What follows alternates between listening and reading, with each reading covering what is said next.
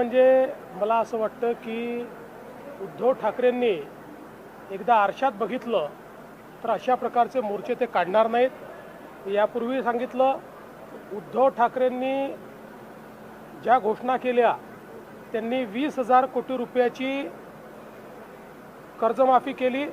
त्याच्या 3 वर्ष आधी आम्हीही 20,000 कोटी रुपयाची कर्जमाफी केली। त्यामुळे त्यांनी काही फार मोठं केलं असं नाही।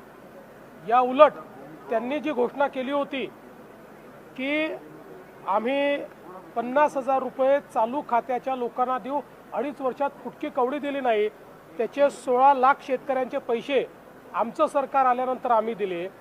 आणि आताही आम्ही 31,000 कोटी रुपयाचं पॅकेज दिलेलं आहे, ज्यातले 21,000 कोटी तर थेट शेतकऱ्यांच्या खात्यामध्ये जात आहेत। म्हणजे त्यांच्या कर्जमाफीच्या पैशांपेक्षा जास्त पैसे हे आम्ही थेट खात्यांमध्ये शेतकऱ्यांना देतो आहोत। याच्या व्यतिरिक्त 6,000 रुपये राज्याचे आणि 6,000 रुपये केंद्राचे, 12,000 रुपये वेगळे आम्ही शेतकऱ्यांना देतो आहोत। इन्शुरन्सचे पैसे आम्ही वेगळे शेतकऱ्यांना देतो आहोत।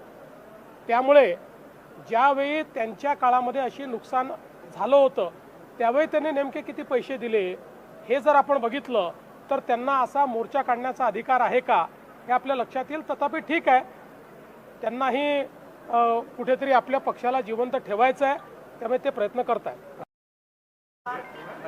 आमचे अध्यक्ष श्री रवींद्र चव्हाण यांनी आगामी स्थानिक स्वराज्य संस्थांच्या निमित्ताने विभागांचे दौरे ठरवलेले आहेत।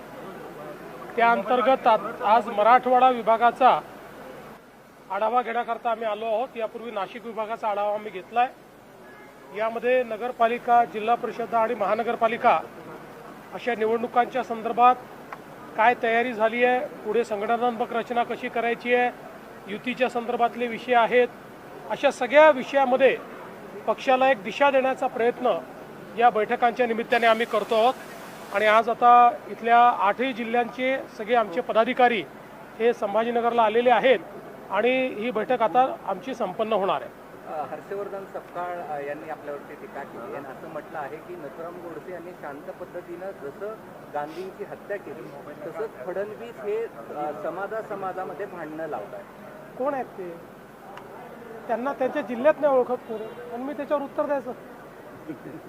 उद्धव ठाकरे उद्या मराठवाड्याच्या दौऱ्यावर येत आहेत आणि अंबरडा मोर्चा करतात। खरं म्हणजे मला असं वाटतं की उद्धव ठाकरेंनी एकदा आरशात बघितलं तर अशा प्रकारचे मोर्चे ते काढणार नाहीत। यापूर्वी सांगितलं, उद्धव ठाकरेंनी ज्या घोषणा केल्या त्यांनी 20,000 कोटी रुपयाची कर्जमाफी केली।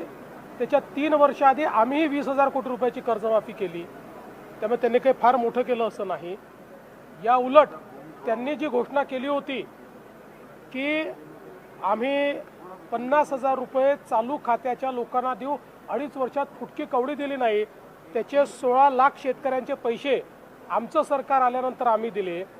आणि आताही आम्ही 31,000 कोटी रुपयाचं पॅकेज दिलेलं आहे, ज्यातले 21,000 कोटी तर थेट शेतकऱ्यांच्या खात्यामध्ये जात आहेत। म्हणजे त्यांच्या कर्जमाफीच्या पैशांपेक्षा जास्त पैसे हे आम्ही थेट खात्यांमध्ये शेतकऱ्यांना देतो आहोत। याच्या व्यतिरिक्त 6,000 रुपये राज्याचे आणि 6,000 रुपये केंद्राचे, 12,000 रुपये वेगळे आम्ही शेतकऱ्यांना देतो आहोत। इन्शुरन्सचे पैसे आम्ही वेगळे शेतकऱ्यांना देतो आहोत।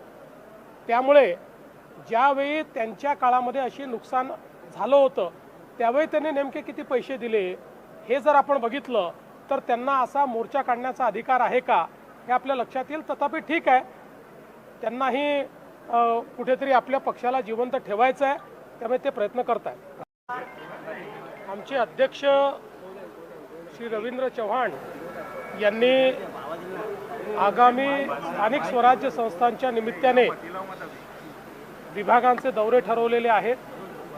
त्या अंतर्गत आज मराठवाडा विभागाचा आढावा घेण्याकरता आम्ही आलो आहोत। यापूर्वी नाशिक विभागाचा आढावा आम्ही घेतला।